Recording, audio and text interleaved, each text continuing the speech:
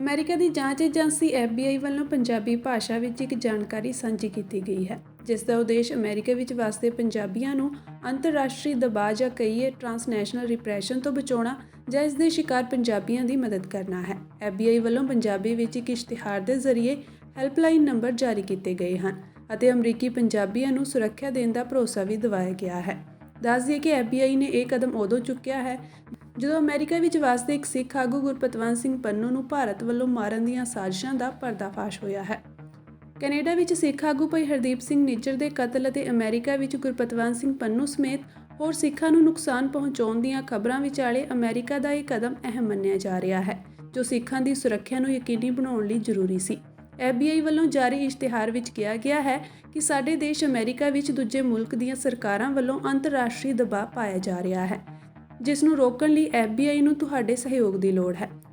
ਵਿਦੇਸ਼ੀ ਸਰਕਾਰਾਂ ਜਾਂ ਉਹਨਾਂ ਦੇ ਮੁਲਾਜ਼ਮਾਂ ਜਾਂ ਮੁਖਬਰਾਂ ਵੱਲੋਂ ਕਿਸੇ ਵੀ ਦੇਸ਼ ਦੇ ਨਾਗਰਿਕ ਨਾਲ ਕੀਤੇ ਜਾ ਰਹੇ ਅੰਤਰਰਾਸ਼ਟਰੀ ਦਬਾਅ ਦੀਆਂ ਕਿਸਮਾਂ ਦੱਸਦੇ ਹੋਏ ਕਿਹਾ ਗਿਆ ਹੈ ਕਿ ਨਿਗਰਾਨੀ ਰੱਖਣੀ, ਪਿੱਛਾ ਕਰਨਾ, ਅਗਵਾ ਕਰਨਾ, ਡਰਾਉਣਾ ਧਮਕਾਉਣਾ, ਕਿਸੇ ਦੇ ਫੋਨ ਜਾਂ ਕੰਪਿਊਟਰ ਨੂੰ ਹੈਕ ਕਰਕੇ ਨਿਜਤਾ ਤੇ ਹਮਲਾ, ਮੂਲ ਦੇਸ਼ ਨੂੰ ਮੁੜਨ ਲਈ ਮਜਬੂਰ ਕਰਨਾ, ਕਿਸੇ ਬਾਰੇ ਜਾਣਕਾਰੀ ਇਕੱਠੀ ਕਰਨੀ ਤੇ ਇੰਟਰਨੈਟ ਤੇ ਕੂੜ ਪ੍ਰਚਾਰ ਕਰਨਾ, ਫਿਰੌਤੀ ਮੰਗਣੀ।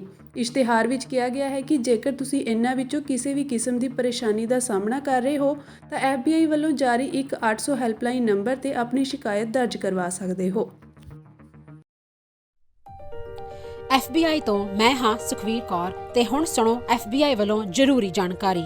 ਸਾਡੇ ਦੇਸ਼ ਅਮਰੀਕਾ ਵਿੱਚ ਬਾਹਰਲੇ ਦੇਸ਼ਾਂ ਦੀਆਂ ਸਰਕਾਰਾਂ ਵੱਲੋਂ ਅੰਤਰਰਾਸ਼ਟਰੀ ਦਬਾਅ ਪਾਇਆ ਜਾ ਰਿਹਾ ਹੈ। ਇਸ ਨੂੰ ਰੋਕਣ ਲਈ FBI ਨੂੰ ਤੁਹਾਡੇ ਸਹਿਯੋਗ ਦੀ ਲੋੜ ਹੈ। ਵਿਦੇਸ਼ੀ ਸਰਕਾਰਾਂ ਜਾਂ ਉਹਨਾਂ ਦੇ ਮੁਲਾਜ਼ਮਾਂ ਜਾਂ ਮੁਖਬਰਾਂ ਵੱਲੋਂ ਅਮਰੀਕਾ ਵਿੱਚ ਵਸਦੇ ਕਿਸੇ ਵੀ ਇਨਸਾਨ ਨਾਲ ਕੀਤੇ ਜਾ ਰਹੇ ਅੰਤਰਰਾਸ਼ਟਰੀ ਦਬਾਅ ਦੀਆਂ ਕੁਝ ਕਿਸਮਾਂ ਇਹ ਨੇ: ਨਿਗਰਾਨੀ ਰੱਖਣੀ, ਪਿੱਛਾ ਕਰਨਾ, ਤੰਗ ਪਰੇਸ਼ਾਨ ਕਰਨਾ, ਅਗਵਾ ਕਰਨ ਦੀ ਕੋਸ਼ਿਸ਼ ਜਾਂ ਉਸ ਤੇ ਸਰੀਰਕ ਹਮਲਾ ਕਰਨਾ ਅਤੇ ਧਮਕੀਆਂ ਤੇ ਡਰਾਵੇ ਰਾਹੀਂ ਜ਼ਬਰਦਸਤੀ ਕਿਸੇ ਭਾਈਚਾਰੇ ਜਾਂ ਵਿਅਕਤੀਆਂ ਬਾਰੇ ਜਾਣਕਾਰੀ ਇਕੱਠੀ ਕਰਨ ਦੀ ਕੋਸ਼ਿਸ਼ ਕਰਨੀ, ਕਿਸੇ ਨੂੰ ਉਸ ਦੇ ਮੂਲ ਦੇਸ਼ ਨੂੰ ਮੁੜਨ ਲਈ ਮਜਬੂਰ ਕਰਨਾ ਜਾਂ ਮੂਲ ਦੇਸ਼ ਵਿੱਚ ਵਸਦੇ ਉਸ ਦੇ ਰਿਸ਼ਤੇਦਾਰਾਂ ਨੂੰ ਡਰਾਉਣਾ ਜਾਂ ਹਿਰਾਸਤ ਵਿੱਚ ਲੈਣਾ, ਕਿਸੇ ਦੇ ਕੰਪਿਊਟਰ ਜਾਂ ਫੋਨ ਨੂੰ ਹੈਕ ਕਰਕੇ ਉਸ ਦੀ ਨਿੱਜਤਾ ਤੇ ਹਮਲਾ ਕਰਨਾ ਜਾਂ ਉਸ ਬਾਰੇ ਇੰਟਰਨੈਟ ਤੇ ਕੂੜ ਪ੍ਰਚਾਰ ਕਰਨਾ, ਕਿਸੇ ਦੀਆਂ ਵਿੱਤੀ ਜਾਇਦਾਦਾਂ ਨੂੰ ਜ਼ਬਤ ਕਰਨਾ।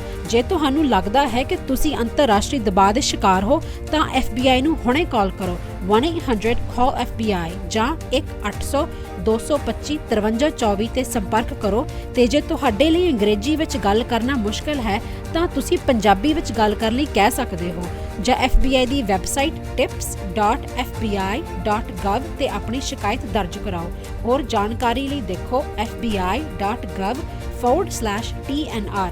ਜੇਕਰ ਤੁਸੀਂ ਤੁਰੰਤ ਸਰੀਰਕ ਖਤਰੇ ਵਿੱਚ ਹੋ ਤਾਂ 911 ਤੇ ਕਾਲ ਕਰੋ। FBI ਵੱਲੋਂ ਤੁਹਾਡੀ ਰਿਪੋਰਟ ਕਦੇ ਵੀ ਕਿਸੇ ਵਿਦੇਸ਼ੀ ਸਰਕਾਰ ਨਾਲ ਸਾਂਝੀ ਨਹੀਂ ਕੀਤੀ ਜਾਵੇਗੀ।